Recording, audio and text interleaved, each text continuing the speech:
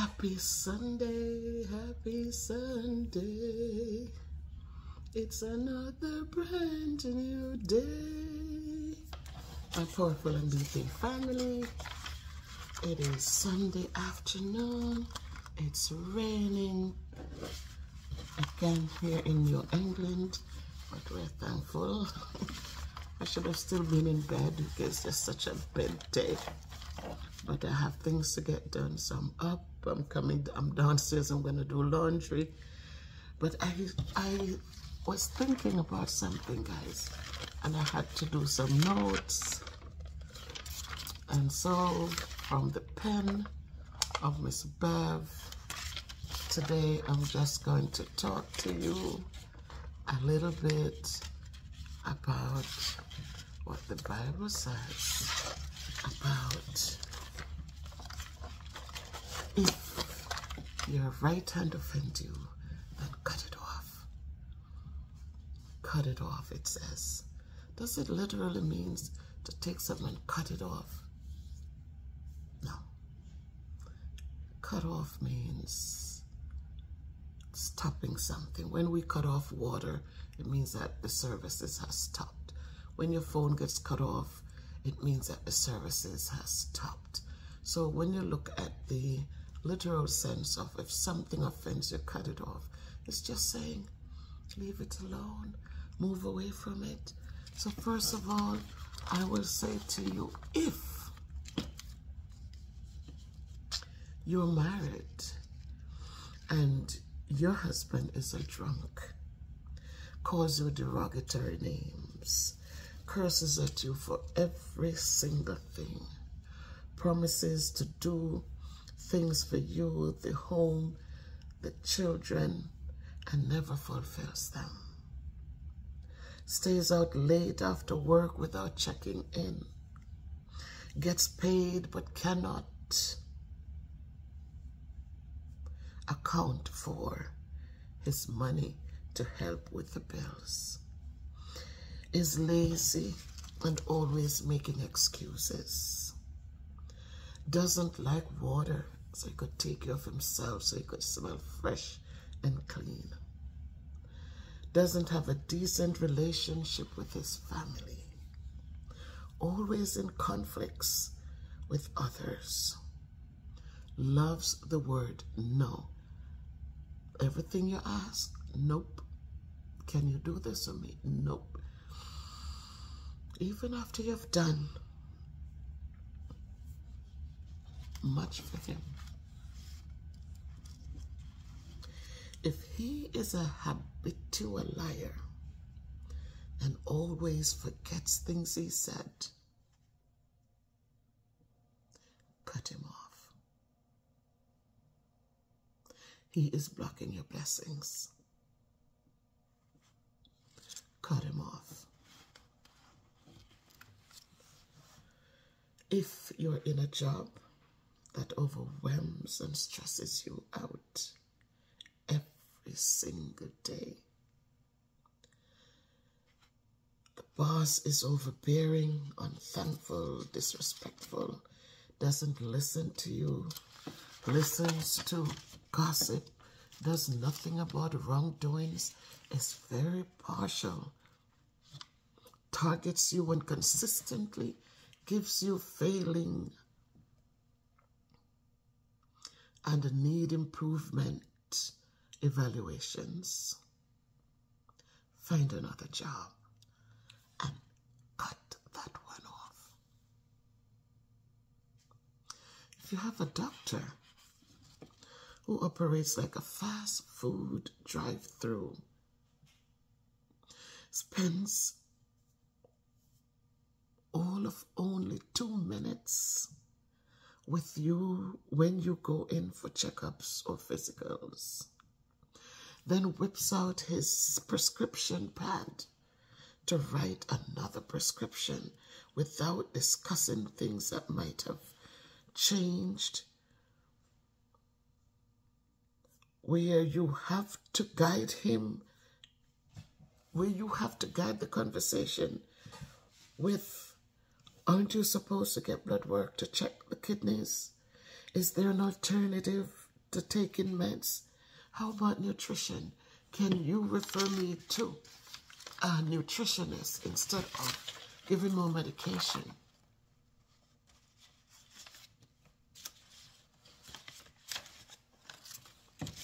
Then cut him off. Because your doctor needs to listen to you. Your doctor needs to help make you well. Your doctor shouldn't be just about the monies that they can get. A caring doctor listens. They look at the changes in your high blood pressure. They look at the changes in your weight loss. They look at things like those and they encourage and they support you. So if you're not getting any kind of benefits when you go there, then cut them off. There are so many others who will listen, who will take the time to check properly and make sure that there's very little that they have no control over that is going on and it doesn't get worse. But what about your children? If a healthy, strong, capable child curses you out when he or she squanders his or her paycheck, or borrows your hard-earned monies and then screams at you and tells you all manner of evil things when it is time to repay that money, especially telling you that you are obligated to them because they didn't ask to be born. And though they're over 30 years old and have done nothing with all the opportunities open to them, let them go. Cut them off until they grow up and learn a few hard lessons. We call that tough love.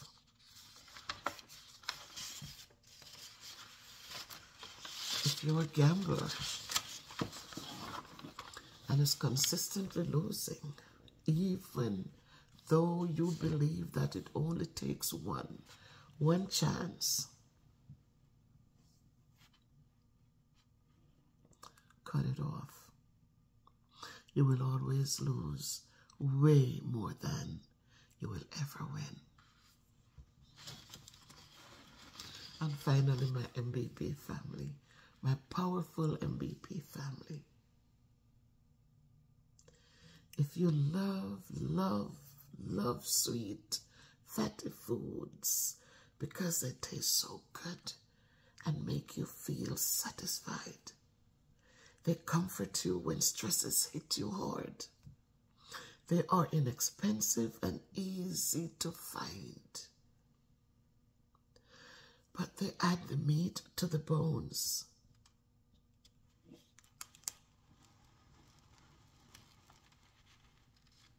And you are not willing to walk and walk and walk some more, or dance and dance and dance some more, or clap your hands in front of you 40 times and feel the burn in those arms, or lift your hands up and clap 40 times. 40 times above your head and feel that burn. If you're not willing to drink lots and lots of water and then walk and walk and walk some more,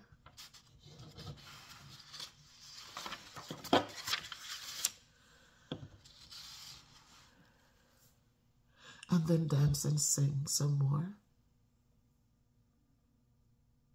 and add a lot of vegetables after you eat all those sweets, and cut it off. Cut out those sweet foods. Just cut it off and become a stronger, better you, 1 pound at a time. So my family, it's a brand new day. Today we go back to daylight, to Eastern Standard Time here in America. So remember to turn your clocks. So fall back, spring forward. So now we're going to be 1 hour. We will be on the same time as Jamaica and the other places that are celebrating Eastern Standard Time. Remember to turn those clocks back so you probably get an hour's extra sleep. I don't think so, but things will start a little later, and it's gonna be okay. So make it a great day by choice. Make it a great week, but take it one day at a time. Get through each one and then start the other one. Remember to be thankful. Remember to be kind. Remember to listen. And remember, let no one take away your joy. Cut it off. Cut it off. Faithful promises make a fool heart glad. A lot of times we sit and oh, but he promised to do, and he promised. And she promised, and she promised. Promises. A lot of times people mean well, but they're not able to follow through. People will call politicians liars, but sometimes we have to remember that when they get into their positions, it's not up to them to say, wait a minute, Miss Bev had voted for me. I promised to help her, so and so and so. But it's not their funds to just get up and give. We got to remember that yeah, they make the promises, that's what they would like to see happen. But when they get into wherever they get into, then there are other people who have to approve things that they do. So let's not sit there and say, oh, well, me voting for them and them promising to this and me hold them to that. There are a lot of times it cannot happen. That's what they would like to see. Those are the changes they want to happen. But because they're not in control, they can make suggestions, but it takes many others to agree with it. So let us be realistic when we are putting our votes out there and expecting big returns. Let us remember that everything, whether you're in Jamaica or you're here, it's not that they don't care, it's not that they haven't tried, but they have to work with other people to get promises done. And so if people says, no, that's not important right now, they cannot surge forward. So whatever we do, let us do it without strings attached to it. Let us just do it because it's a good thing to do.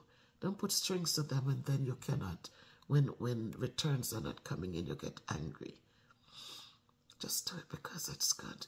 But I know that if you're in relationships that are abusive and you get frustrated too much, then you don't need to be in it. A lot of you are afraid. You don't want to be alone.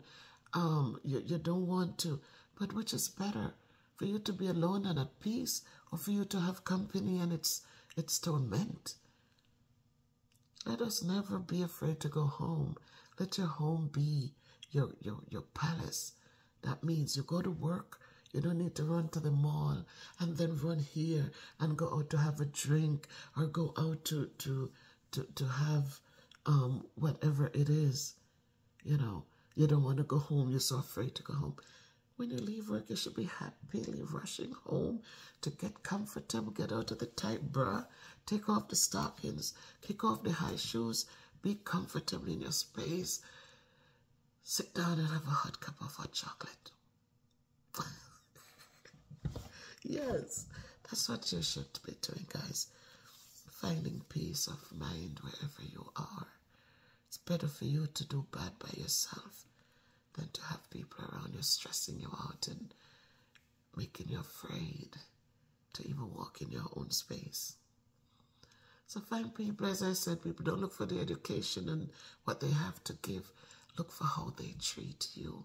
When you look for that respect and that good treatment, that respect that allows them to treat you well, that is priceless.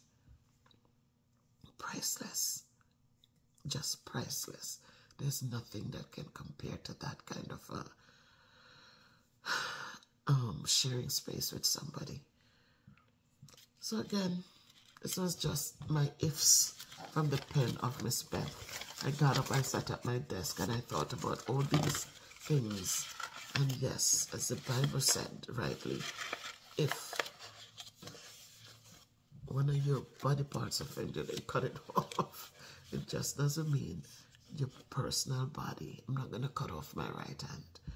But if things that you're attached to, things that you are a part of, just like your hand is a part of your body, then if it offends you, you're not going to cut it literally with a knife or a machete, but you're going to separate yourself from it.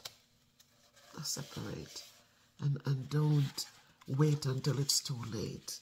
Don't wait until people become so dependent that they don't want you to the site because you're going to help somebody else, and if them can't have you, nobody else is going to have you. Once you see these signs, move away from it. Because it's when people get comfortable with you that they become the most aggressive. Like, they just don't care. They just lie about everything. They stay out late, they don't come home, and they feel like, well, we started off that way. You didn't say anything when I did it in the first year of marriage, so are you going to say something now? So once you see those little trends, get rid of them because they become worse. If you pick up somebody who is a drunkard, if you find somebody in a nightclub or in a bar, don't ever think that the person is going to become a saint. Just like they were in the bar and they bleed out everything to you about the other person they were with, that's the same thing they're going to do to you. So every time something goes wrong, their safe haven is right in the bar. And you know when people drink, they can't control themselves, that they cannot be rational. That's what it is. Alcohol, hardcore drugs, they alter the mind. And so, just as I said, don't get caught up, don't get in too deep that you cannot break from it. You learn to be satisfied with what you have. It's because of our lack of finding contentment with little. We want so much that some of us go through the abuses that we go through. But if you can be humble and find contentment with just enough, then you will make your salary, sir. What will it do? It will make your salary provide for your needs, and you are satisfied. Because when you go home, it's peaceful and it's beautiful. And if you want to sleep late, nobody to bother you. And if you want to wake up very early, nobody to say a word. And if you want to walk around naked in your house, well, nobody but here to appreciate it. But so what? So what? It's better for you to be at peace in the mind, because mental health is something that if you can have that, then everything else hopefully will fall into place. Just learn to be happy, learn to laugh, learn to have good conversations without people barking at you or people ignoring you or people putting you down. But you can have good conversations, healthy, hopeful conversations, educational conversations at times. And just enjoy your space and enjoy your life. It's not hard.